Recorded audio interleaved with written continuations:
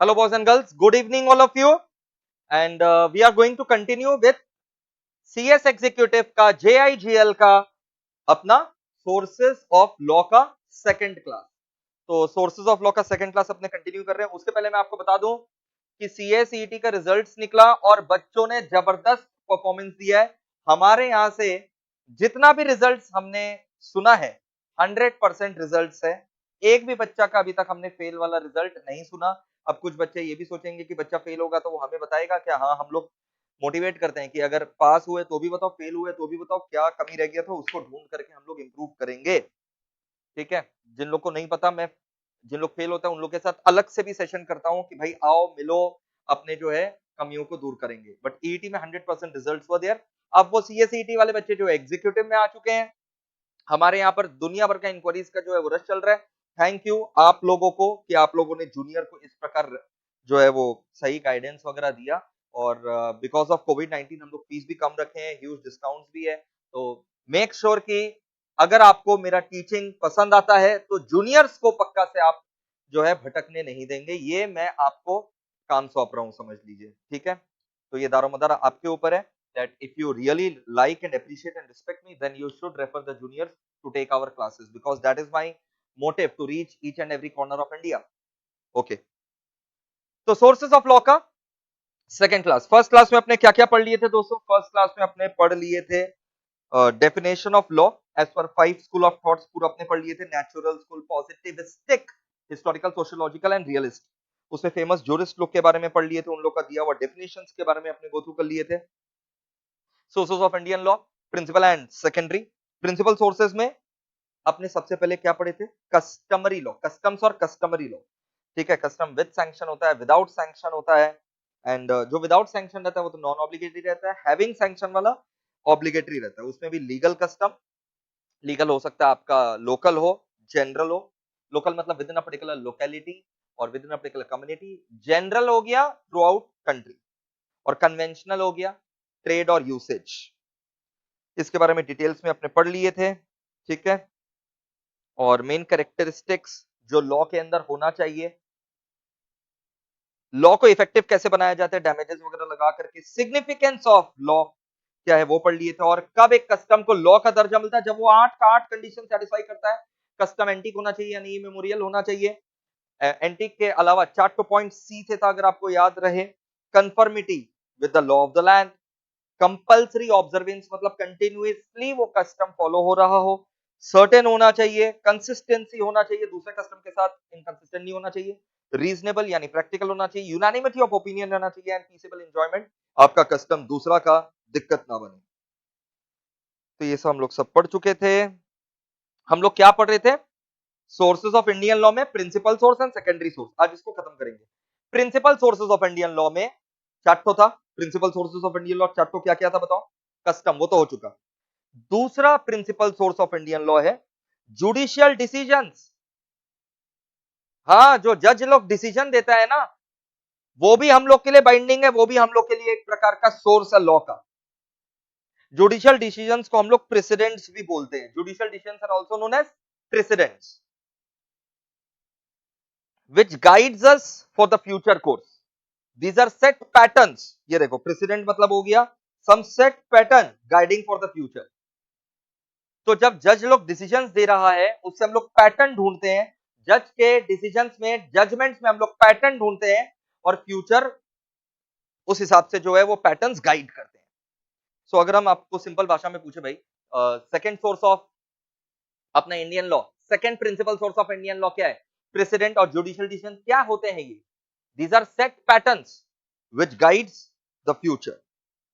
अब देखो, ये जो प्रेसिडेंट्स है ना, अगेन हम आपको इंस्टीट्यूट का मैथ से भी पढ़ाएंगे, अपने हैंड रिटन नोट से भी पढ़ाएंगे. पहले हम पूरा हैंड रिटन नोट्स अपना खत्म कर दे रहे हैं पढ़ा करके. ये जो प्रेसिडेंट्स है ये 3 प्रकार के हैं, रहते 4 प्रकार के प्रेसिडेंट्स होते हैं. एक होता है डिक्लेरेटिव प्रेसिडेंट, देख रहे हो डायग्राम में. प्रेसिडेंट्स हो गया यानी जुडिशियल डिसीजंस 4 प्रकार के. एक हो गया डिक्लेरी, आराम से देखो, डिक्लेरी और ओरिजिनल प्रेसिडेंट. एक हो गया परसुएसिव. डिक्लेरेटिव और original president, declarative and original president. Persuasive president, absolutely authoritative. Conditionally authoritative, absolutely authoritative, conditionally authoritative. Sir ये सब क्या है, दिमाग का दही हो रहा है, आराम से पढ़ाएंगे, कोई हड़बड़ी नहीं है। आ जाओ मेरे बच्चों, ये देखो प्रेसिडेंट्स में ही सबसे पहले अपने चलते हैं, ठीक है, और प्रेसिडेंट्स खत्म करने के बाद स्टैट्यूट और फिर पर्सनल लॉ, ये बहुत सिंपल है। सबसे पहले प्रेसिडेंट समझना जरूरी है। आइए प्रेसिडेंट्स में अपने चलते हैं, ये रहा। प्रेसिडेंट क्या है बताए ना, judicial decision which set some pattern for future law. चार प्रेसिडेंट था, सबसे पहला क्या था, डिक्लेरेटिव एंड ओरिजिनल प्रेसिडेंट। देखो मैंने हैंडरिटन नोट में सब प्रेसिडेंट्स को यहां पर बढ़िया से पॉइंट वाइज समझा रखा है, ताकि आपको याद करने में कोई दिक्कत नहीं है। समझा तो अभी देंगे, याद भी हो जाएगा। डिक्लेरेटरी और ओरिजिनल प्रेसिडेंट, फिर आप देख रहे होंगे परसुएसिव प्रेसिडेंट दिख रहा होगा, देखा ना, फिर एब्सोल्युटली ऑथोरिटेटिव और फिर कंडीशनली ऑथोरिटेटिव, ठीक है। उसके बाद कुछ डॉक्ट्रिन्स हम लोग पढ़ने वाले हैं। डॉक्ट्रिन्स पढ़ने के बाद हम लोग जो है हाई कोर्ट और सुप्रीम कोर्ट के बारे में पढ़ने वाले हैं, ठीक है। आइए, सबसे बोरिंग चैप्टर है ये जेआईजीएल का, जिसको मैं आपके लिए इंटरेस्टिंग बना दे रहा हूं सबसे। चलो ध्यान लगाओ, डिक्लेरेटरी एंड ओरिजिनल प्रेसिडेंट क्या होता है। डिक्लेरेटिव प्रेसिडेंट क्या होता है, ये ऐसा जजमेंट है कोर्ट का, ये कोर्ट का ऐसा जजमेंट है जो कि एक एग्जिस्टिंग लॉ को ही अप्लाई करके दिया गया है। मतलब इसमें कुछ ओरिजिनल बात नहीं है, तभी तो इसको बोल रहे हैं declaratory. So declaratory precedent is such a judgment given by the court which has been given by applying the rule of an existing law. There is an existing law जो अप्लाई नहीं हुआ था वो अब अप्लाई हो गया, उसको बोलते हैं declarative president. Original president on the other hand एक ऐसा जजमेंट आया है जिसके द्वारा कुछ नया प्रिंसिपल, लीगल प्रिंसिपल क्रिएट भी हुआ है और अप्लाई भी हुआ है।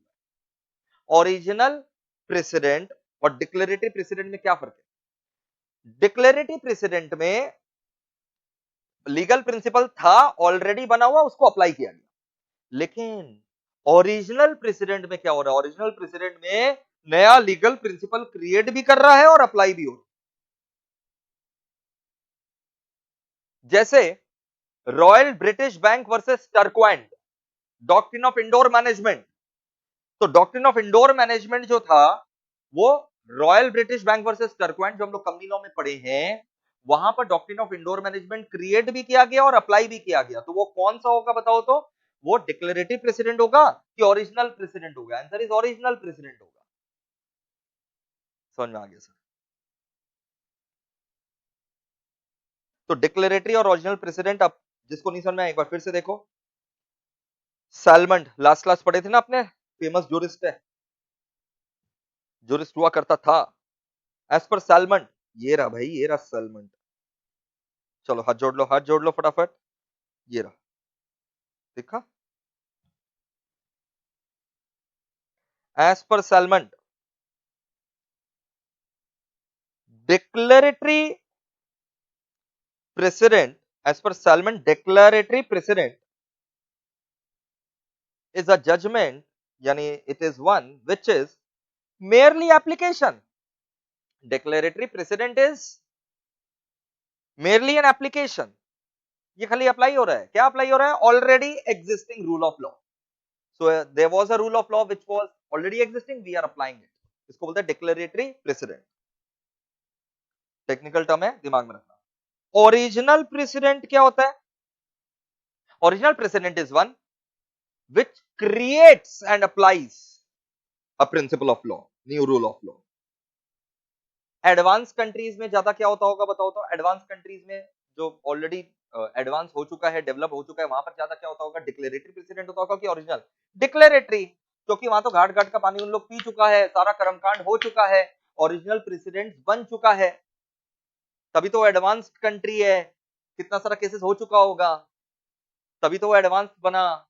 तो वहां ज्यादा क्या होता होगा, डिक्लेरेटरी ज्यादा होता होगा। ओरिजिनल तो पहले था जब अंडर डेवलप्ड था, ठीक है, फिर नया नया रूल ऑफ लॉ कोर्ट लोग क्रिएट करते गया।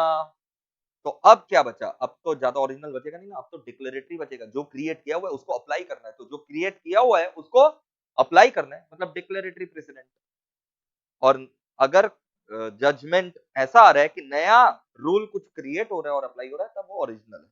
तो एडवांस कंट्रीज में तो सारा सब कुछ हो चुका होगा, इसलिए ज्यादा प्रेसिडेंट कौन सा रहता है? डिक्लेरेटरी। एडवांस कंट्रीज में declaratory precedents are more numerous. Okay, future के लिए लॉ कौन प्रेस्क्राइब कर रहा है? वो तो ओरिजिनल प्रेसिडेंट कर रहा है, क्योंकि उसी में तो नया प्रिंसिपल निकल करके आ रहा है for the future. So original president is a law for the future. तो मेरे प्यारे बच्चों, फटाफट बता दो मेरे को, declaratory president and original president में क्या क्या फर्क है? Declaratory precedent is one in which an existing rule of law is applied. Original precedent is one in which a new rule of law is created also, applied also. Declaratory precedent is found in numerous numbers in developed country, whereas original precedent is generally found in underdeveloped countries because the country is yet to be developed. And once the cases will evolve, then it will become a developed country, and then once becoming developed country, the declarative precedents will be numerous.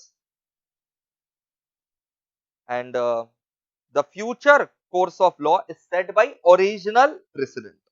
Okay, clear है sir, सब दिमाग में? दूसरा type का president, president चार प्रकार के होते हैं, एक हो गया डिक्लेरेटरी एंड ओरिजिनल, अब दूसरा है परसुएसिव प्रेसिडेंट। परसुएसिव प्रेसिडेंट मतलब एक जजमेंट आया एक कोर्ट द्वारा, अगर जो कोर्ट का जजमेंट है वो दूसरे जज लोग के लिए बाइंडिंग नहीं है, जज लोग खाली रेफर करेंगे, एडवांटेज लेंगे, यूज करेंगे, बट ऑब्लिगेशन नहीं है कि जो एक कोर्ट ने जजमेंट दे दिया वो मेरे ऊपर जो है वो ऑब्लिगेशन नहीं है कि मेरे को मानना ही पड़ेगा, ऐसा नहीं है, तो वो परसुएसिव प्रेसिडेंट है। We can pursue it but it is not obligatory in nature. जजेस are under no obligation to follow that judgement.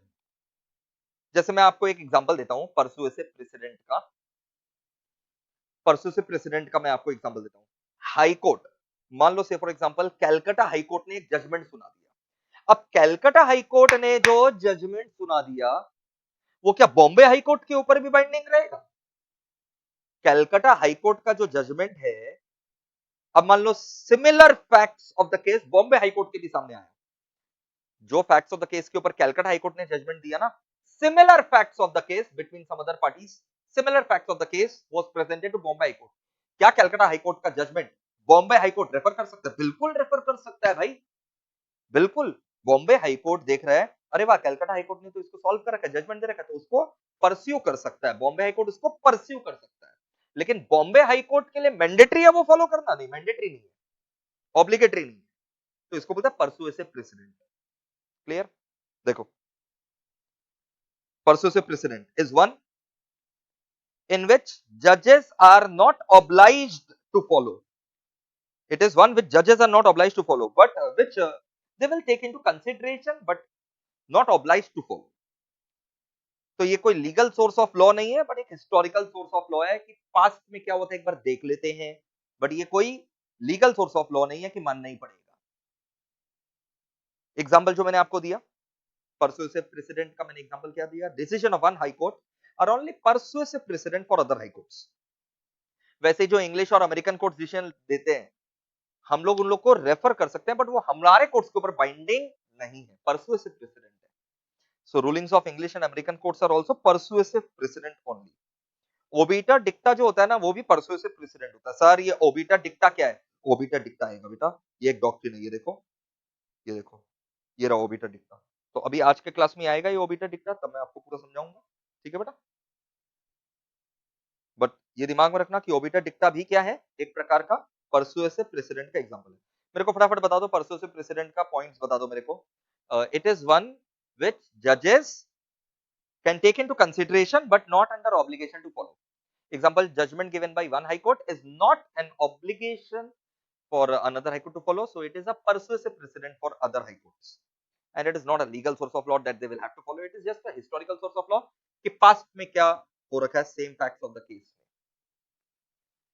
ठीक है, ये था persuasive precedent।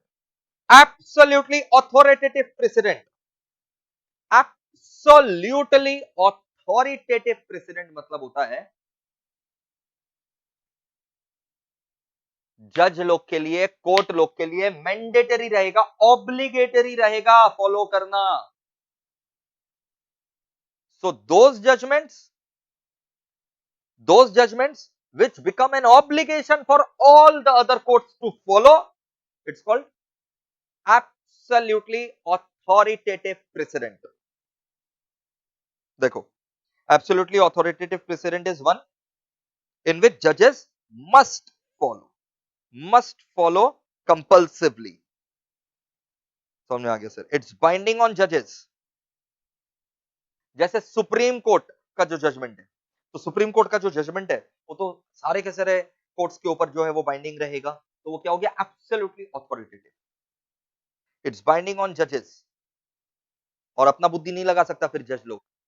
भले ही हाई कोर्ट का जज को लग रहा है यार सुप्रीम कोर्ट ने गलत जजमेंट दे दिया मेरे हिसाब से, तो तुम अपना हिसाब अपने पास रखो. एब्सोल्युटली ऑथोरिटेटिव है precedent. So it's binding on जजेस and they can't use their discretion even if they consider it as wrong. तो ये एक लीगल सोर्स ऑफ लॉ है, आपके लिए कंपलसरी है फॉलो करना. एग्जांपल इसका, every court in India will have to compulsorily follow judgment given by a superior court. Every court in India is absolutely bound by decisions of court superior to itself. तो हो गया absolutely authoritative precedent. अच्छा, एक होता है conditionally authoritative president. अभी हम लोग पढ़े एब्सोल्युटली ऑथोरिटेटिव प्रेसिडेंट, अभी हम लोग पढ़ रहे हैं conditionally authoritative president. Conditionally authoritative president क्या होता है कि भाई कुछ कोर्ट के लिए बाइंडिंग रहेगा और जनरली बाइंडिंग रहेगा, ठीक है, बट अगर आपके पास रीजन है डिफर करने का, तब फिर आप इसको नहीं भी फॉलो कर सकते हैं. सर क्या बोल रहे हैं? मतलब कंडीशनली ऑथोरिटेटिव प्रेसिडेंट का ये मतलब है कि ये ऐसे जजमेंट्स है जो जनरली तो बाइंडिंग रहेंगे, लेकिन अगर आपके पास कोई सॉलिड रीजन है डिफर करने का, तब आप डिफर कर सकते हैं. ठीक है, जैसे मैं आपको एक छोटा सा एग्जांपल देता हूं.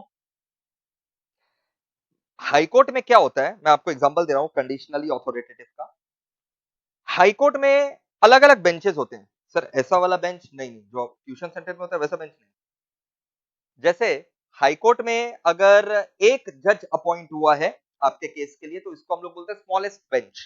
सिंगल बेंच जज यानी स्मॉलेस्ट बेंच. दो जज है तो डिविजनल बेंच बोलते हैं, डिविजनल बेंच. तीन या तीन से ज्यादा जजेस अपॉइंट हुए तुम्हारे केस के लिए हाईकोर्ट के अंदर, तो हम लोग इसको फुल बेंच बोलते हैं. स्मॉलेस्ट बेंच एक जज वाला, दो जज वाला को डिविजनल बेंच, तीन या तीन से ज्यादा जज वाला लोग को फुल बेंच. अब हाईकोर्ट में क्या होता है, मान लो कैलकाटा हाईकोर्ट का से फॉर एग्जांपल डिविजनल बेंच या फिर सिंगल बेंच ने कोई एक जजमेंट दे दिया, तो अब आपको पता है जब कैलकाटा हाईकोर्ट का one of the single bench और divisional benches have given the judgment, similar facts of the case अगर वापस से इस बेंचेस के पास आता है, तो इन लोग के ऊपर जनरली बाइंडिंग रहेगा. लेकिन अगर इनके पास सॉलिड रीजन है डिफर करने का, तब ये डिफर कर सकते हैं और फिर केस जो है वो फुल बेंच को रेफर किया जाता है. ये होता है कंडीशनली ऑथोरिटेटिव प्रेसिडेंट. आइए पढ़ते हैं. It is one which is ordinarily, हम क्या बोले थे, नॉर्मली बाइंडिंग रहेगा कोर्ट के ऊपर, but can be discarded in certain circumstances. Normally binding, but चलो ठीक है, not binding in some exceptional cases. कब? If they find contrary to law. अगर जजमेंट हम लोग को लग रहा है कि भाई ये तो लॉ के खिलाफ है और सॉलिड रीजन है हमारे पास, तब हम लोग डिसरिगार्ड कर सकते हैं. एग्जाम्पल वापस से पढ़ लो एक बार. It is normally binding on court unless special circumstances exist. कब हम लोग इसको डिसरिगार्ड कर सकते हैं? When it is contrary to law and reason. कोई ढंग का रीजनिंग नहीं था जजमेंट में और हमारे पास सॉलिड रीजन है उसको रिवर्ट करने का. एग्जाम्पल, डिसीजन ऑफ सिंगल जज of high court is absolutely authoritative for all the subordinate courts. अरे बताए थे ना, सुपीरियर कोर्ट का जो जजमेंट है वो तो नीचे वाले सारे कोर्ट्स के लिए एब्सोल्युटली ऑथोरिटेटिव है. बट व्हाट अबाउट बराबरी के coordinate courts? Conditionally authoritative for divisional bench of the same high court. समझे? तो मेरे को फटाफट बता दो ये चार प्रेसिडेंट जो है, फिर से एक बार. डिक्लेरेटिव ओरिजिनल प्रेसिडेंट क्या था? Declarative president is application of an existing rule of law. Original president क्या है? ओरिजिनल प्रेसिडेंट भैया है new law is created and applied, new rule of law is created and applied.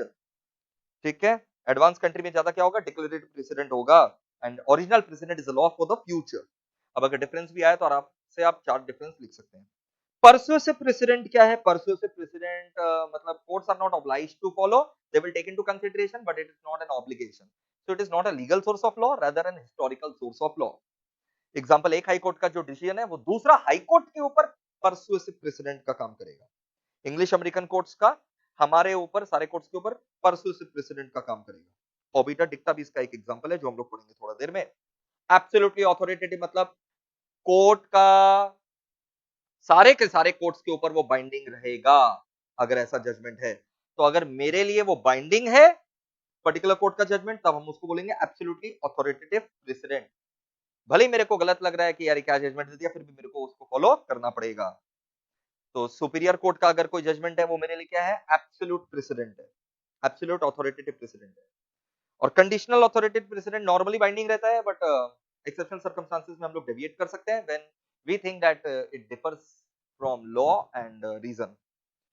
Example अगर हम दें तो कैलकाटा हाई कोर्ट जो है, कैलकाटा हाई कोर्ट जो जजमेंट दे रहा है उसके नीचे के सारे सबऑर्डिनेट कोर्ट के लिए तो एब्सोल्युटली ऑथोरिटेटिव है, बट कैलकाटा हाई कोर्ट के अदर बेंचेस के लिए वो कंडीशनली ऑथोरिटेटिव है। ठीक है, अब मेरे को बताओ, पहचानो, 3 चीज बताना, एब्सोल्युटली ऑथोरिटेटिव कि कंडीशनली ऑथोरिटेटिव कि परसुएसिव प्रेसिडेंट। तीनों में से पहचानो, एब्सोल्यूट है कि कंडीशनल है कि परसुएसिव है। कलकत्ता हाईकोर्ट का जो जजमेंट आया बॉम्बे हाईकोर्ट के लिए क्या बताओ? एब्सोल्यूट है, कंडीशनल है कि परसुएसिव? लिख करके बताओ, कलकत्ता हाईकोर्ट का जो जजमेंट है बॉम्बे हाईकोर्ट के लिए क्या है? बिल्कुल सही, परसुएसिव है। कलकत्ता हाईकोर्ट का जो जजमेंट है, कलकत्ता हाईकोर्ट के जुरिसडिक्शन में जितने भी सबऑर्डिनेट कोर्ट्स हैं उनके लिए क्या? एब्सोल्युटली ऑथोरिटेटिव है। और कलकत्ता हाईकोर्ट के रिमेनिंग बेंचेस के लिए क्या है? वो कंडीशनली ऑथोरिटेटिव है। मक्खन एकदम क्लियर है। अब जब बात हो ही रहा हाईकोर्ट और सुप्रीम कोर्ट का, तो एक बार यहां पर आई जाइए कि कितना बाइंडिंग रहता है हाईकोर्ट का डिसीजन। ये देखो भाई, decisions of high court, decisions of high court.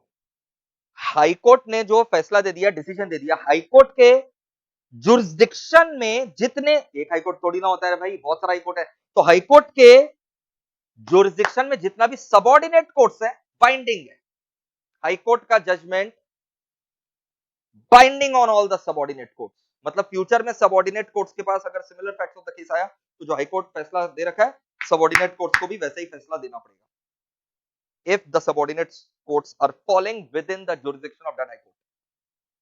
मतलब कैलकाटा हाईकोर्ट का अगर कोई फैसला आ गया तो कैलकाटा हाईकोर्ट के जुरिसडिक्शन में जितने भी सबऑर्डिनेट कोर्ट्स हैं उनके लिए बाइंडिंग है, एब्सोल्युटली ऑथोरिटेटिव। क्लियर है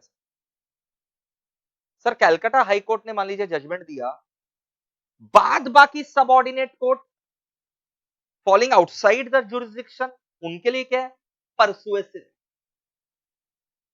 हाईकोर्ट के जुरिसडिक्शन में जो सबऑर्डिनेट कोर्ट्स है बाइंडिंग, हाईकोर्ट के जुरिसडिक्शन के बाहर जो सबऑर्डिनेट कोर्ट्स है उनके लिए परसुएसिव प्रेसिडेंट। मान लो कलकत्ता हाईकोर्ट का जजमेंट है, बॉम्बे हाईकोर्ट के लिए तो परसुएसिव है ही, बॉम्बे हाईकोर्ट का सबऑर्डिनेट कोर्ट्स के लिए भी परसुएसिव ही है। कलकत्ता हाईकोर्ट का जजमेंट बॉम्बे हाईकोर्ट का सबऑर्डिनेट कोर्ट्स के लिए भी परसुएसिव ही है। और एक चीज याद रखना, परसुएसिव भी नहीं होगा अगर बॉम्बे हाईकोर्ट ने कॉन्ट्रारी जजमेंट दे रखा है। कलकत्ता हाईकोर्ट ने कुछ और जजमेंट दिया, बॉम्बे हाईकोर्ट ने कुछ और जजमेंट दिया, तो बॉम्बे हाईकोर्ट के जो सबऑर्डिनेट कोर्ट्स है वो तो बॉम्बे हाईकोर्ट को फॉलो करेंगे, कलकत्ता हाईकोर्ट का फिर जजमेंट का कोई मीनिंग ही नहीं रहेगा उनके लिए। क्लियर है सर? तो डिसीजन ऑफ हाई कोर्ट, देखो कितना सुंदर डायग्राम बनाया हुआ, डिसीजन ऑफ हाई कोर्ट, इसका इफेक्ट क्या होगा? डिसीजन ऑफ हाई कोर्ट का इफेक्ट क्या होगा? इफेक्ट ऑन, किसका डिसीजन का effect? Decision of high court का effect on all the subordinate courts and tribunal within its jurisdiction, तब तो उनके लिए बाइंडिंग है। और जितने भी subordinate court tribunal beyond its jurisdiction है, जैसे कलकत्ता हाईकोर्ट का जजमेंट बॉम्बे हाईकोर्ट के जुरिसडिक्शन में जो सबऑर्डिनेट लोग हैं, सबऑर्डिनेट कोर्ट्स है, उनके लिए परसुएसिव।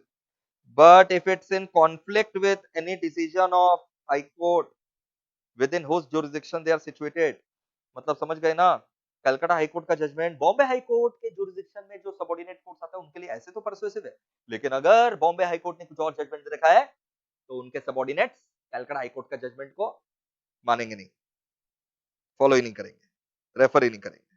क्लियर है?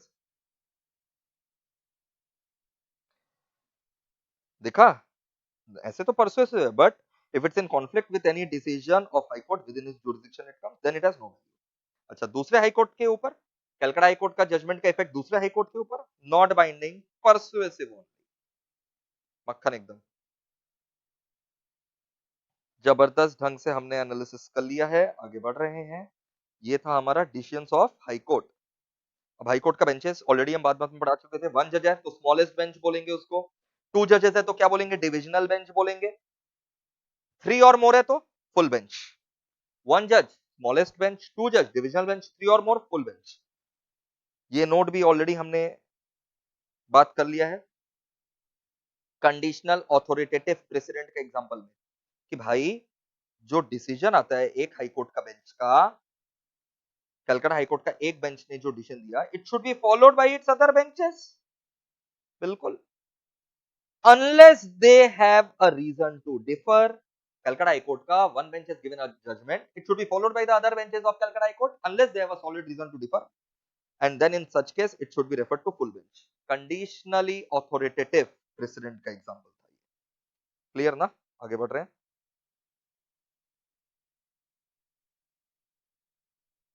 सुप्रीम कोर्ट के बारे में भी एक बार पढ़ करके सल्टा देते हैं। आर्टिकल 141 में लिखा हुआ है, article 141 of the constitution of India, article 141 of the constitution of India क्या बोलता है कि सुप्रीम कोर्ट का दिया हुआ सारा जजमेंट सब कोर्ट के लिए बाइंडिंग है, binding on all the courts because it is the highest court. C,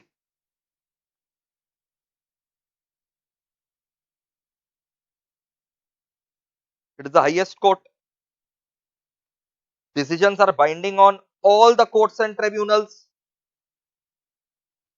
article number बताओ 141, यही तो बोलता है सुप्रीम कोर्ट का decision shall be binding upon all courts within the territory of India. Obiter dictum, supreme court का जो obiter dictum है वो भी बाइंडिंग रहेगा। सर ये ऑबिटर डिक्टम क्या है? ऑबिटर डिक्टा, ऑबिटर डिक्टम, एक ही ऑबिटर डिक्टा, ऑबिटर डिक्टम ये है क्या? बस बेटा, ऑबिटर डिक्टम अभी आने वाला है 5 मिनट के अंदर, और मैं फिर से एक बार यहां पर आऊंगा। And supreme court is not bound by decisions of Privi council और फेडरल कोर्ट। भाई सुप्रीम कोर्ट हमारा हाईएस्ट कोर्ट है, उसका डिसीजन बाद बाकी के लिए बाइंडिंग है, और किसी कोर्ट का डिसीजन सुप्रीम कोर्ट के लिए बाइंडिंग नहीं है। सर ये है क्या Privi council? Constitution of India जब नहीं बना था ना, उसके पहले, भारत संविधान बनने के पहले एक प्रीवी काउंसिल हुआ करता था, जो ब्रिटिशर लोग के जमाने का था, वो सबसे सुपीरियर रहता था। तो होगा, अब कॉन्स्टिट्यूशन आने के बाद नहीं है, अब सुप्रीम कोर्ट सुपीरियर है। वैसे फेडरल कोर्ट्स वगैरह, अमेरिकन कोर्ट्स वगैरह, ये सब का डिसीजन सुप्रीम कोर्ट के ऊपर बाइंडिंग बिल्कुल भी नहीं है। तो 5 पॉइंट दिमाग में रखना, it is the highest court of India, it's decision is binding on all the courts as per article 141, the decisions are binding on all the courts operating within the territory of India, obviously. Obiter dictum of Supreme Court is also binding on other courts, and other courts like Federal Court, Privy Council judgments are, decisions are not, uh, Supreme Court is not bound by them। Okay, ये clear है ये सब पूरा?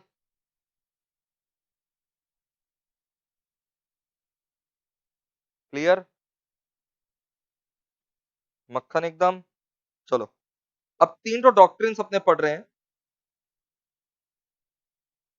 आइए ये 3 doctrines में आ जाइए।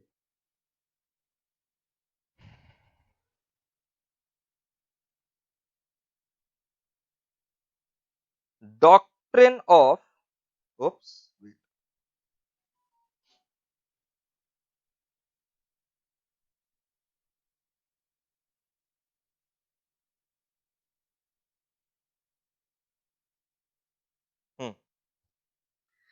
Doctrine of stare decisis, doctrine of stare decisis. तो डॉक्ट्रिन ऑफ स्टेयर डेसिसिस क्या बोलता है? नाम बहुत टफ है बट समझना बहुत सिंपल है। डॉक्ट्रिन ऑफ स्टेयर डेसिसिस क्या बोलता है? Once a legal principle has been established, we should not deviate from it. We should not try to establish another legal principle which deviates from the legal principle already it is established. Consistently it should be applied. So बहुत सारे courts ने already judgement दे रखा है। मान लो Calcutta high Court ने भी judgement दिया, Bombay high Court ने भी जजमेंट दिया, ऐसे बहुत सारे कोर्ट्स ने जजमेंट दे रखा है। मैं अकेला एक हाई कोर्ट अब बचा हूं जिसके सामने ये ऐसा केस आया है। मैं अकेला एक हाई कोर्ट ऐसा बचा हूं जिसके सामने सिमिलर केस आया है। तो स्टेयर डेसिसिस क्या बोलता है कि आप अपना अलग रुख मत अपनाओ, भले परसुएसिव प्रेसिडेंट है बट क्योंकि लीगल प्रिंसिपल जो है वो इस्टेब्लिश हो रखा है और एक हाई कोर्ट द्वारा नहीं, बहुत सारे कोर्ट्स द्वारा, तब फिर हम लोग को कोशिश करना चाहिए, कोशिश, we should try not to deviate from those and we should try to maintain consistency, uniformity. देखिए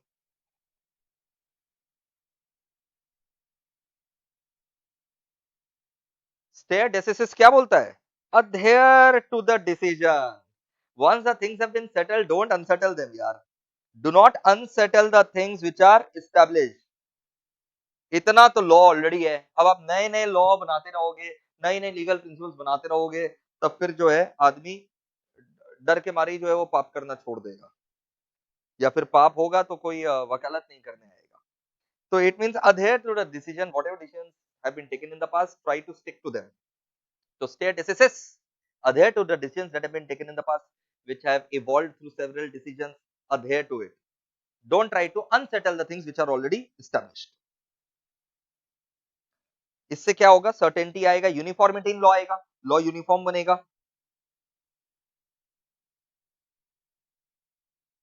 और क्या बोलता है ये डॉक्ट्रिन ऑफ स्टेयर डेसिसिस?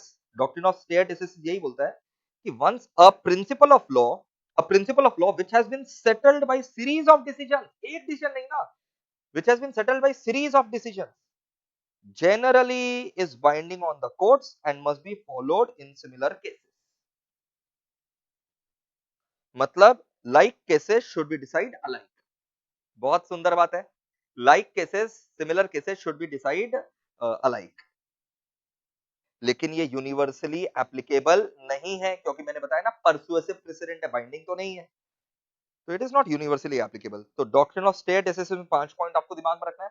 स्टेयर डेसिसिस में 5 पॉइंट क्या क्या दिमाग में रखना है? adhere to the decision, it means adhere to the decision and don't try to unsettle the things which are already well established. Treating like cases alike, but it is not universally applicable. It is not generally it is not binding on the court, but court should try to follow this principle, okay, because it will bring uniformity in law. So adhere to the decision, don't try to unsettle the things which are well established, it will bring uniformity in law. It is that principle of law. If a principle of law has been settled by series of decisions, then court should follow this. Like cases should be decided alike and it is not universally applicable. ठीक है, अब इसमें आ जाओ भाई, ratio decidendi. Ratio decidendi, अरे बेशर्मो हंसो मत, spelling याद कर लेना। रेशियो का तो याद रहेगा, और डेसिमल होता है ना तो उसका DECI DENDI डेंडी। तो रेशियो डेसिडेंडी। अब ये रेशियो डेसिडेंडी क्या बोलता है?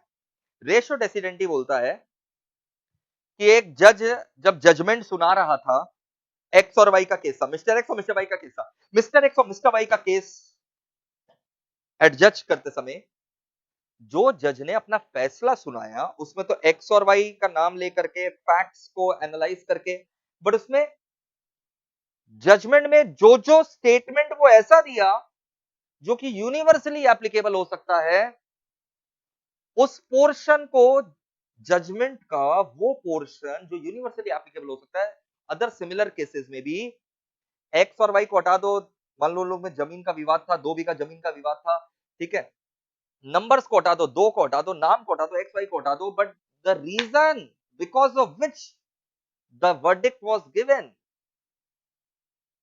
जजमेंट में से जो रीजन ऑफ जजमेंट है वो एक्सट्रैक्ट कर लो ताकि वो सिमिलर केसेस में अप्लाई किया जा सके। रेशियो मतलब समझ में आना ना, portion. Ratio means what? Portion, extract of the judgment which can be used in similar cases. Ratio decidendi means extract of a judgment which can be used and applied in similar cases. ये देखो देखो देखो, मजाक छोड़ो, यहां पर आ जाओ ओ बेशर्मो। Ratio decidendi, the underline principle, main कारण क्या था ये डिसीजन देने का? Underline principle of the judicial decision, इसको हम लोग बोलते हैं रेशियो डेसिडेंडी। क्या कारण था ऐसा ही डिसीजन देने का? Main preposition of law because of which such decision was given and it can be extracted, उसको extract कर लेंगे। कंक्रीट डिसीजन जो रहेगा it is binding on the parties, फिर बाद बाकी लोग के ऊपर भी अपने यही अप्लाई करेंगे। And it alone has a force of law, authoritative रहेगा। मतलब ये एक ऐसा लीगल प्रिंसिपल है, देखो in other word it is a legal principal deduced by way of abstraction of material fact eliminating immaterial fact। x गया भाड़ में, y गया भाड़ में, 2 गया भाड़ में, immaterial facts को गया भाड़ में। material facts, main proposition of law which can be applied in similar cases। ठीक है, so it's a legal principle, it's a legal principle deduced मतलब separated, निकाला गया, extract किया गया। क्या चीज को extract करोगे? material facts को from immaterial। ये था रेशियो डेसिडेंडी। पहला डॉक्ट्रिन क्या पढ़ा? स्टेयर डेसिसिस क्या बोलता है? स्टेयर डेसिसिस बोलता है भाई जो ऑलरेडी सीरीज ऑफ जजमेंट आ रखा है, सेटल हो रखा है, उसको अनसेटल मत करो, like should be treated alike. Ratio decidendi क्या बोला? कि जजमेंट का वो हिस्सा जो यूनिवर्सली अब दूसरे सिमिलर केसेस में भी अप्लाई कर सके उसको हम लोग बोलते हैं रेशियो डेसिडेंडी। अब आ जाओ ओबिटा डिक्टा। ओबिटा डिक्टा, ओबिटा डिक्टा मतलब क्या होता है? कभी बोले हो by the way, just said by the way? By the way तुम रहते कहो, मतलब बाय द वे तुम्हारा हॉबीज क्या, मतलब I am not that interested, just ऐसे ही पूछ लिया बाय द वे, बस कहने को कह दिया।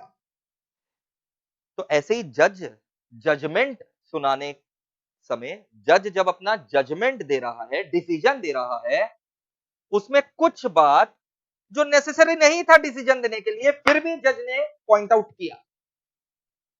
It was not absolutely necessary for the decision but still जज has pointed out some facts, उसको हम लोग बोलते हैं ओबिटा डिक्टा। ओबिटा डिक्टा। तो क्या होगा जब सिमिलर केस आएगा ना, सिमिलर केस दूसरे जजों के सामने, दूसरे कोर्ट्स के सामने, तो जब सिमिलर केस आ रहा है दूसरे जजों के सामने और दूसरे कोर्ट्स के सामने, तो ये केस ऑलरेडी डिसाइड हो रखा है बाय अ पर्टिकुलर जज। ठीक है, similar case has been already decided by particular जज। उसमें कुछ कुछ ऐसा ऐसा पॉइंट्स भी रखा गया था जो जजमेंट देने के लिए जरूरी नहीं था, वो है ओबिटा डिक्टा। तो रिमेनिंग जज लोग के सामने जब सिमिलर केस आएगा तो ओबिटा डिक्टा एक परसुएसिव प्रेसिडेंट रहेगा, मतलब रिमेनिंग कोर्ट्स लोग खाली रेफर करेंगे, ऑब्लिगेशन नहीं रहेगा फॉलो करने का। लेकिन रेशियो डेसिडेंडी क्या होता है? वो तो मेन रीजन था ऐसा जजमेंट देने का, तो वो रिमेनिंग कोर्ट लोग के लिए ऑथोरिटेटिव प्रेसिडेंट रहेगा।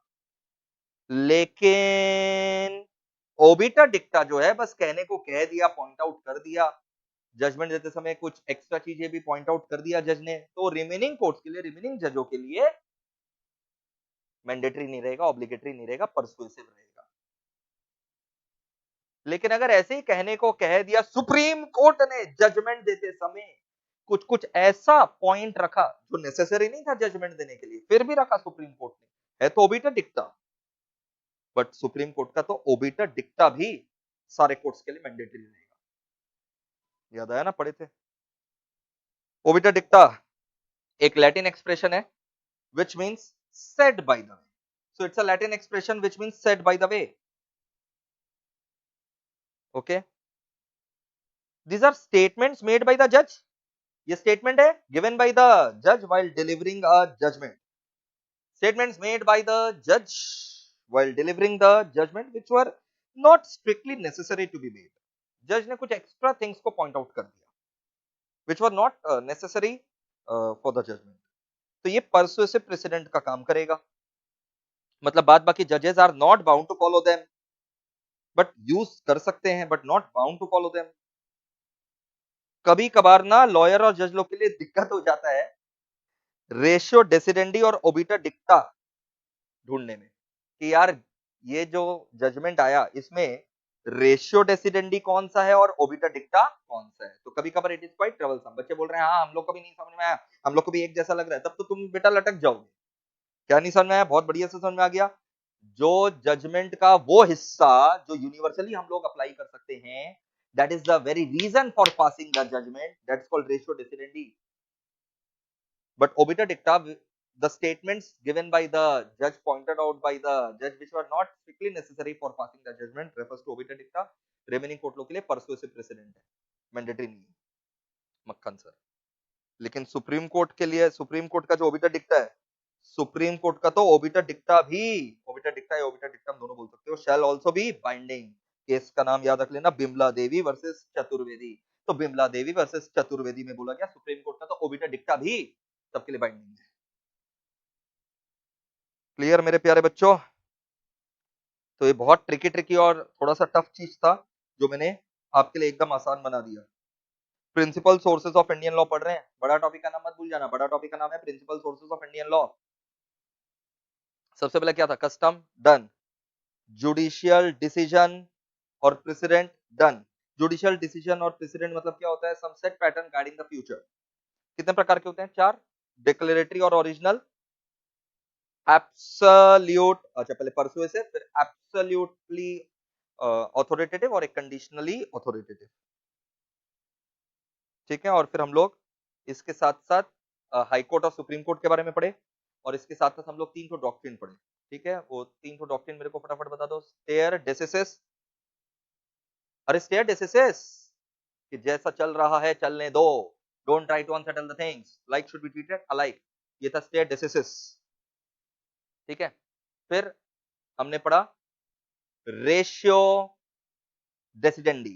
रेशियो डेसिडेंडी मतलब जजमेंट का वो हिस्सा जिसके कारण जजमेंट आया, material fact eliminating the immaterial fact, ताकि वो दूसरे कोर्ट लोग के लिए ऑथोरिटेटिव प्रेसिडेंट का काम करे.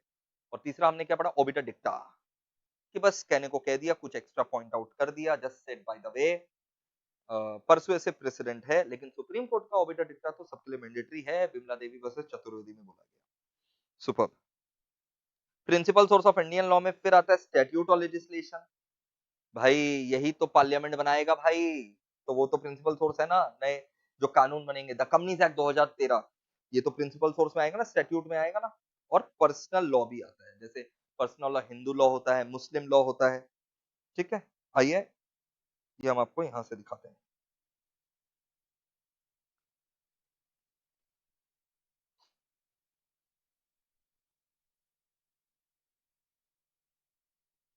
पहले देख लो भाई, हम लोग का कुछ पोर्शन छूटा तो नहीं है ना. लास्ट क्लास हम लोग यहाँ तक पढ़ लिए थे, इंस्टीट्यूट का मैथ से भी हम साथ साथ दिखाते जा रहे हैं.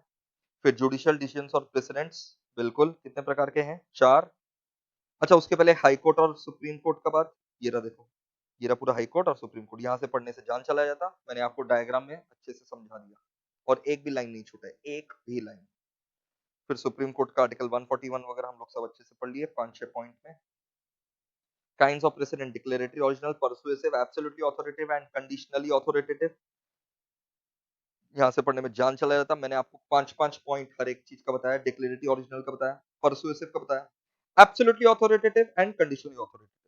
फिर डॉक्ट्रिन्स भी यहाँ से देखो कितना गंदा तरीके से लिखा हुआ, देख रहे हो? याद करने में जो है बहुत कुछ याद आ जाएगा. स्टेयर डेसिसिस का हमने 5 पॉइंट पढ़ लिया था. रेशियो डेसिडेंडी का हमने भी 4-5 पॉइंट जो था वो पढ़ लिया था.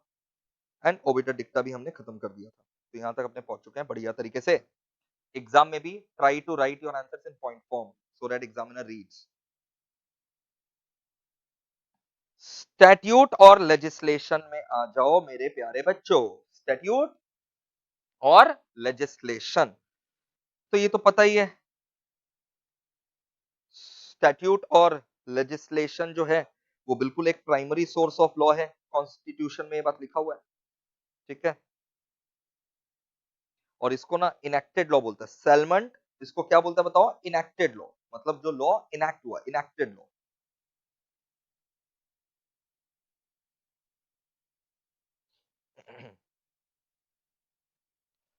statute law, statutory law which is created by legislation, statutory law which is created by legislation नहीं समझ आ रहा, Companies Act is a statutory legislation created by Parliament of India. For example, acts of parliament, state legislature, ठीक है, is either supreme or subordinate.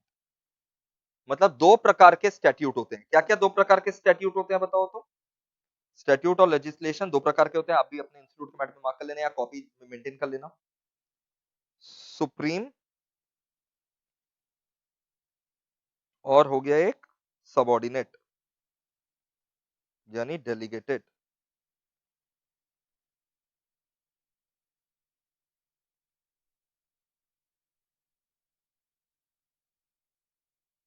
Supreme legislation क्या है, constitution of India से वो power derive कर रहा है और उसको कोई बदल नहीं सकता, ऐसा कानून को अपने बोलते हैं supreme legislation. Supreme legislation derives its power directly from the constitution. Supreme legislation derives its power directly from कहां से, constitution. It cannot be repealed. उसको उखाड़ करके नहीं बदला जा सकता। It cannot be repealed, annulled or controlled by other legislative authorities. Change नहीं हो सकता वो, जैसे आपका राइट ऑफ इक्वालिटी, ये सब इसके ऊपर कोई भी अगर स्टैट्यूट बनाना चाहे इक्वालिटी हटाने का तो नहीं कर सकता, सुप्रीम लेजिस्लेशन है। क्या कंपनीज एक्ट रिपील होता है, हाँ रिपील होता है, इसका मतलब वो सबऑर्डिनेट लेजिस्लेशन है। Subordinate legislation is that which proceeds from any authority other than the sovereign power. Constitution directly उसको नहीं बनाया है, ठीक है। कॉन्स्टिट्यूशन ने पावर दिया था एक अथॉरिटी को, मान लो पार्लियामेंट को, कॉन्स्टिट्यूशन ने पावर दिया था पार्लियामेंट को कानून बनाने का, पार्लियामेंट ने कानून बनाया, सबऑर्डिनेट। क्लियर, बस इतना ही दिमाग में रखना है। पार्लियामेंट अगर चाहे तो सुप्रीम लेजिस्लेशन भी बना सकता है अगर कॉन्स्टिट्यूशनल राइट्स का मामला है तो, और other than that constitutional rights का मामला नहीं है, कॉन्स्टिट्यूशन ने डायरेक्टली पावर नहीं दिया, तब फिर वो हो जाएगा सबऑर्डिनेट। जैसे एक क्लासिक एग्जांपल अगर हम आपको दें, मान लो सेबी, सेबी जितना भी रेगुलेशंस वगैरह बनाएगा वो सब क्या होगा, सबऑर्डिनेट लेजिस्लेशन का एग्जांपल। तो यहाँ आपको लिख देना चाहिए एग्जांपल सेबी रेगुलेशन, क्योंकि सेबी को ये सब पावर डेलीगेट किया गया था। ओके,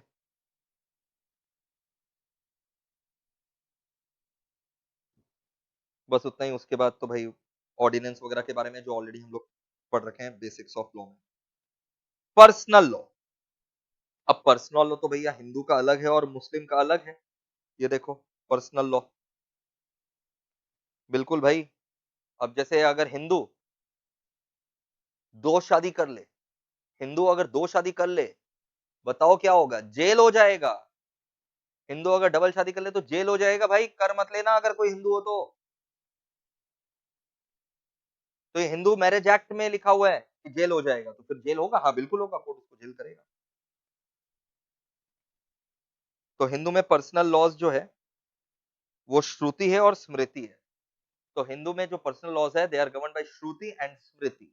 अब ये जो दो हो सकता है गर्ल्स का नाम हो, तो प्लीज मजाक मत करना भाई, ये दो ठो जो है आपका पर्सनल लॉज है, श्रुति जिसके अंदर 4 वेद्स हैं, और स्मृति, स्मृति मतलब समझ में आ रहा है ना, याद, किसका याद, ऋषि मुनि लोग जो है किताब विताब लिख करके गए हैं, वहां से भी हम लोग लॉ डिराइव करते हैं। स्मृति मतलब रिकलेक्शन हैंडेड बाय ऋषिज, बस इतना ही।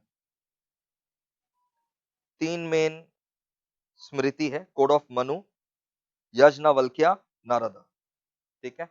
तो मनु, याज्ञवल्क्य एंड नारदा, ये नाम याद कर लेना भाई, और किताब में इससे ज्यादा और कुछ लिखा हुआ भी नहीं है। मोहम्मदन अगर आप हैं तो पर्सनल लॉ ऑफ मोहम्मदन, बिल्कुल होली कुरान रहता है, प्रॉफिट मोहम्मद जो सिखा कर गए वो रहता है, ठीक है। और प्रॉफिट के जो कंपेनियंस थे, प्रॉफिट मोहम्मद के टीचिंग और प्रॉफिट के साथ जो कंपेनियन थे, उन कंपेनियंस का ओपिनियन को हम लोग बोलते हैं इजमा। ठीक है। और कियास भी है। कियास क्या होता है सर? ये तीनों का कंपैरिजन करके बनता है कियास।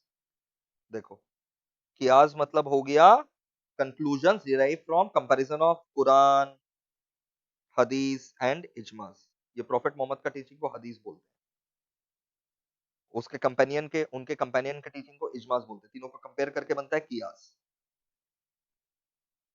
ठीक है। और फिर ये सभी है डाइजेशन कमेंट्रीज। ठीक है। जो मुगल अंपायर में हुआ करता था, मुगल एम्पायर लोग जो बोले, जैसे फतवा वगैरह। तो ये हो गया हिंदू और मुस्लिम लोग का पर्सनल। ये सर हो गया प्रिंसिपल सोर्स। ये हमारे डायग्राम में था क्या सर? बिल्कुल था। ये देखो, principal sources of Indian law, customary law last class पढ़ लिए थे, प्रेसिडेंट आज पढ़े, स्टैट्यूट लेजिस्लेशन छोटा सा ही था, primary and delegated. Personal law, personal law क्या क्या हो सकता है? हिंदूज का अलग, मुस्लिम्स का अलग। हिंदू का बताओ, पर्सनल लॉ हिंदूज का बताओ। श्रुति, चार वेदास, स्मृति में ancient teachings and books of rishis. तीन स्मृति है, मनु, याज्ञवल्क्य, नारद। मुस्लिम्स का पांच ठो है, Holy Quran, teachings of prophet Muhammad को बोलते हैं हदीस, opinion of companions of prophet Muhammad को अपने बोलते हैं इजमास, comparison of all three brings कियास, and digest and commentaries of Mughal empire वगैरह। Secondary sources of Indian law में आ जाइए। तो देखो, नॉर्मली यहां तक पढ़ाने में 2 घंटा लग जाता, बट क्योंकि हैंड रिटन नोट्स था फटाफट हो गया। अभी हैंड रिटन नोट्स मेरे को बनाने में जो है आवर्स एंड आवर्स लग जाता है। समझ आया? तो आपका टाइम मैंने बचा लिया है, नहीं तो यहीं तक पढ़ने में केवल 2 घंटा लग जाता। अब आ जाओ भाई secondary sources of Indian law. ये बड़ा सिंपल है, ये पूरा थ्योरी है। Secondary sources of Indian law क्या करोगे? जस्टिस करोगे। जस्टिस मतलब फेयर रहोगे ना। इक्विटी मतलब इक्वली ट्रीट करोगे ना। सो maintain equality, maintain justice and fairness and good conscience, मतलब साफ दिमाग। और भाई क्योंकि इंडियंस, हम आपको लास्ट बार भी बताए थे, 200 साल ब्रिटिशर ने रूल किया, तो secondary source of Indian law में ब्रिटिश लॉ भी आता है। ब्रिटिश का कॉमन इंग्लिश लॉ, जैसे कॉन्ट्रैक्ट एक्ट का अगर हम लोग बात करें, on the principles of common English law है। मर्चेंट लॉ भी आता है, and principles of equity and statute law. तो secondary sources of Indian law का अगर हम बात करें, justice, equity and good conscience and English law. English law के अंदर चार ठो लॉ बताओ। Common law, law merchant, statute and principles of equity. आइए एक बार यहां से हम लोग पढ़ लेते हैं।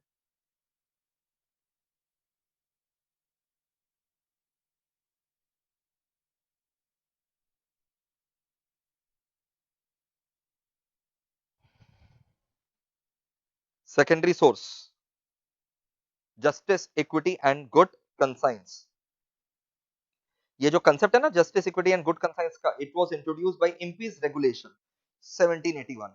ठीक है, एक रेगुलेशन था इम्पीज रेगुलेशन 1781, ये आपको दिमाग में रखना है। ये क्या बोलता है कि अगर कोई ऐसा डिस्प्यूट हो गया जिसके ऊपर कोई कानून ही नहीं है, तब भाई फेयर जो हो वो कर दो, जो सबके लिए इंसाफ हो वो कर दो, अपना दिमाग लगा करके। ये देखो,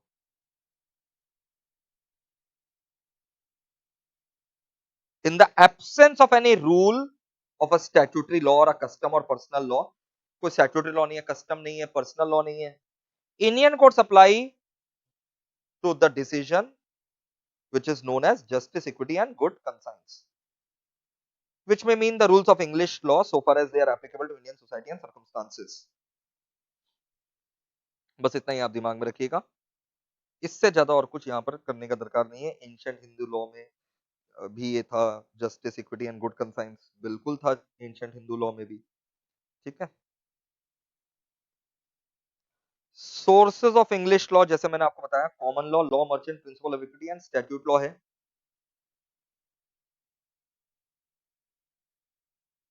देखिए, देखो भाई, सोर्सेस ऑफ इंग्लिश लॉ, एक तो कॉमन लॉ। कॉमन लॉ मतलब कस्टम, ठीक है, जो कस्टम क्या है, जो इमेमोरियल बस चिरकाल से चला आ रहा है, तो उस लॉ को अपने बोलते हैं कॉमन लॉ।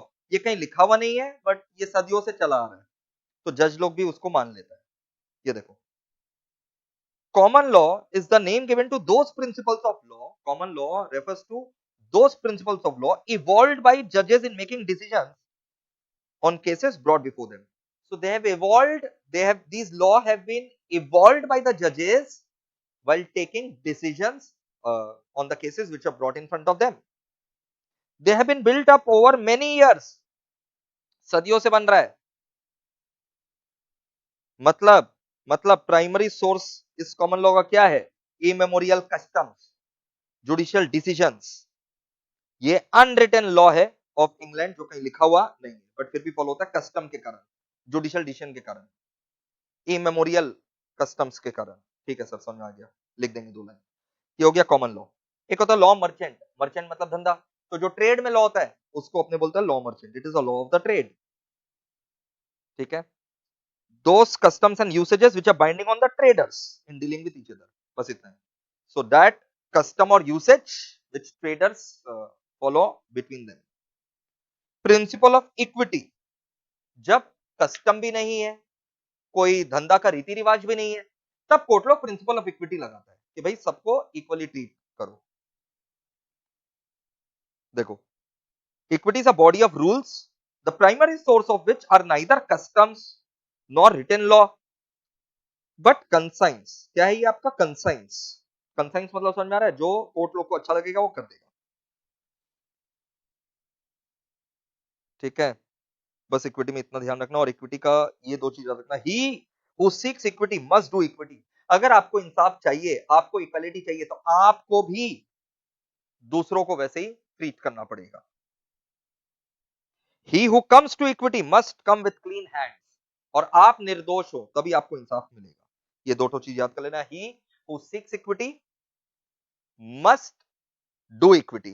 ठीक है, and he who comes to equity must come with clean hands। बड़ा सिंपल था और पकाऊ भी बिल्कुल। स्टैट्यूट लॉ मतलब समझ जाओ यार, जो एक्ट वगैरह बनाया गया, ये रिटन है। तो it is derive from legislation enactment of the parliament.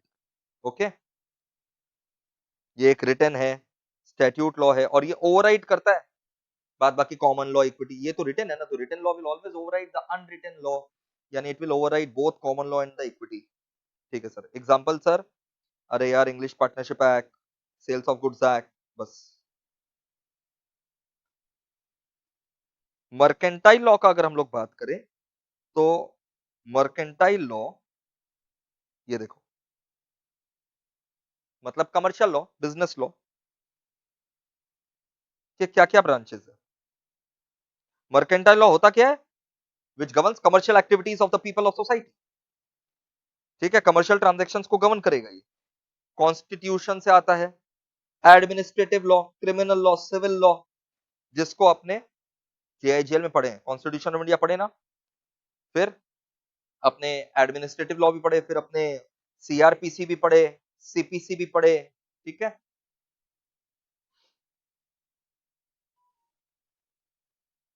Following are the main sources of mercantile law, वही सेम है। देखो, ये देखो, कॉमन लॉ जो भी पढ़े, कॉमन लॉ, फिर लॉ मर्चेंट, अरे सेम है रे बाबा, कॉमन लॉ, कस्टम वाला, लॉ मर्चेंट धंधा वाला, प्रिंसिपल ऑफ इक्विटी जब कस्टम भी नहीं हो, धंधा का रिवाज भी नहीं हो, तो जज लोग अपना बुद्धि लगा देता है। एंड स्टैट्यूट लॉ जो रिटन रहता है, जो ओवरराइड करेगा सबको। मर्केंटाइल लॉ इन इंडिया का अगर हम लोग बात करें, तो भाई इंडियन कॉन्ट्रैक्ट एक्ट 1872, कौन भूल सकता है? Sales of goods act, NI act. Indian mercantile law कहां से बना है? जाहिर सा बात है, इंग्लिश मर्केंटाइल लॉ से बना है, और अपना लेजिस्लेचर ने बनाया है, अपने डिसीजंस ने बनाया, अपना भी तो रीति रिवाज है। तो sources of Indian mercantile law का अगर हम लोग बात करें, तो English mercantile law, Indian legislation, judicial decisions of Indian courts, and our customs and usages. ठीक है, जैसे English mercantile law, Indian mercantile law is mainly an adaptation of English mercantile law, पता है सबको ये बात। Best example is Indian contract act 1872। फिर Indian legislature ने भी बहुत सारा एक्ट्स इनैक्ट किया है। बिल्कुल बिल्कुल बिल्कुल, इंग्लिश मर्केंटाइल लॉ को छापा है बोल सकते हो, जैसे Indian contract act, SOGA, partnership, NI act, arbitration, conciliation act, insurance act 1938। फिर जुडिशियल डिसीजंस भी है हमारा बहुत सारा। ठीक है, अब सेम सेम अंदर में बात लिखा हुआ है तो वापस से नहीं पढ़ना है। कस्टम एंड यूसेज भी है हम लोग का। यहां तक क्लियर है? बस बस उतना ही। अब अपने आ रहे हैं दोस्तों जोरिस्प्रूडेंस में। अब देखो, जोरिस्प्रूडेंस का भी मैंने जो है हैंड रिटन नोट जो है वो बना रखा है, तो मैं हैंड रिटन नोट से ही आपको पढ़ाऊंगा। देखो अब ज्यादा बाकी नहीं है अपना, जोरिस्प्रूडेंस से लेकर के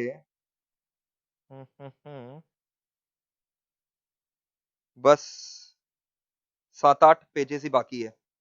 तो अपने इंस्टीट्यूट मैट का लगभग समझ लो 15-16 पन्ना कर चुके हैं और 7-8 पन्ना ही बाकी है। और इसी में वो हम बताए थे ना, जॉन ऑस्टिन, रॉस्को पाउंड, ये सब का अपने थ्योरीज वगैरह जो है वो पढ़ेंगे।